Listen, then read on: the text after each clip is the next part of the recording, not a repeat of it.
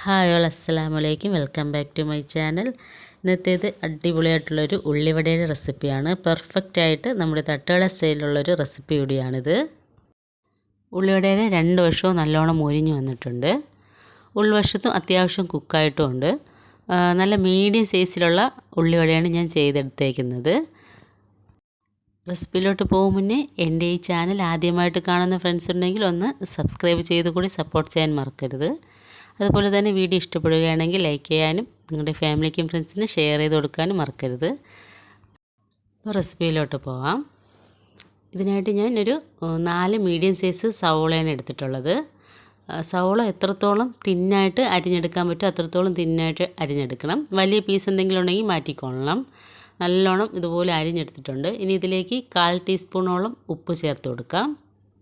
ഉപ്പ് കൂടി ചേർത്ത് നല്ലോണം ഒന്ന് കൈകൊണ്ട് മിക്സ് ചെയ്ത് കൊടുക്കണം. കൈകൊണ്ട് മിക്സ് ചെയ്യുമ്പോൾ ഈ സവോളയുടെ ഓരോന്നോരോന്നായിട്ട് സെപ്പറേറ്റായി ചെറിയ ചെറിയ പീസായിട്ട് ഉള്ളികളൊക്കെ വരണം. ആ രീതിയിൽ വേണം സെപ്പറേറ്റ് ചെയ്തെടുക്കാനായിട്ട്. നല്ലോണം മിക്സ് ചെയ്ത് 15 മിനിറ്റോളം മാറ്റി വെച്ചതിന് ശേഷമാണ് ഇപ്പം ഞാൻ എടുത്തിട്ടുള്ളത്.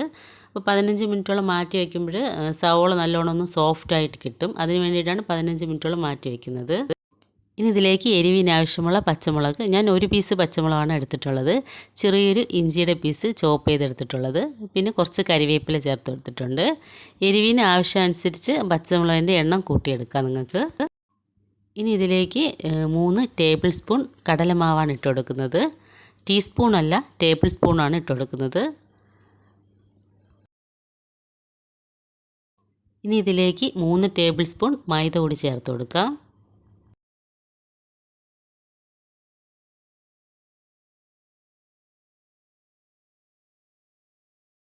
ഇനി ഇതിലേക്ക് എരിവിനാവശ്യമുള്ള മുളക് പൊടി കൂടി ചേർത്ത് കൊടുക്കാം. 1/4 ടീസ്പൂൺ മുളക് പൊടിയാണ് ഞാൻ ചേർത്ത് കൊടുക്കുന്നത്.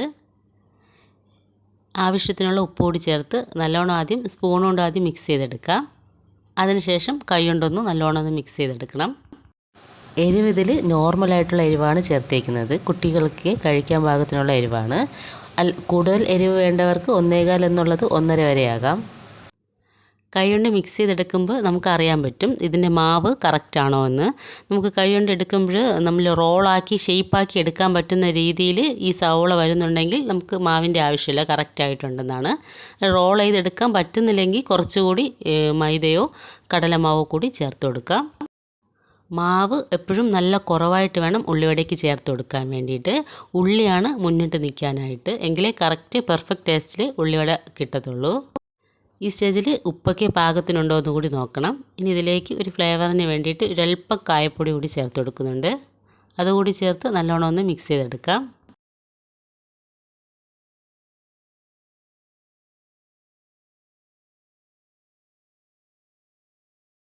അപ്പോൾ ഇതുപോലെ ഒന്ന് റോളാക്കി ആദ്യം എടുക്കണം. റോളാക്കി എടുത്തതിന് ശേഷം കൈ കൊണ്ടൊന്ന് പ്രസ് ചെയ്ത് വേണം ഷേപ്പാക്കി എടുക്കാനായിട്ട്.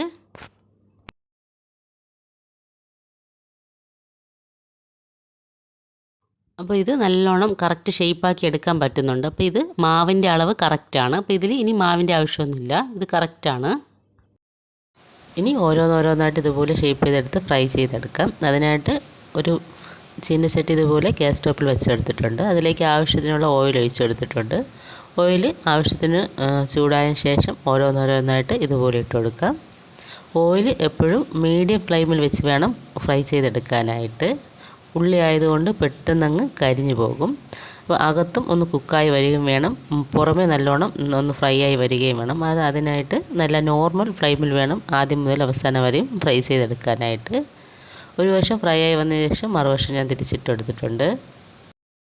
അങ്ങനെ 2 വശം നല്ലോണം ഫ്രൈ ആയി കിട്ടിയിട്ടുണ്ട്. ഇനി ഇത് എണ്ണയിൽ നിന്ന് കോരി മാറ്റാം. അപ്പോൾ കറക്റ്റ് പെർഫെക്റ്റ് ആയിട്ടുള്ളൊരു ഉള്ളിവടയുടെ റെസിപ്പിയാണ്. എന്തായാലും ഇതേ രീതിയിൽ ഒന്ന് ട്രൈ ചെയ്ത് നോക്കണം. അപ്പോൾ ഫസ്റ്റ് ബാച്ച് ഫ്രൈ ചെയ്തെടുത്തിട്ടുണ്ട്.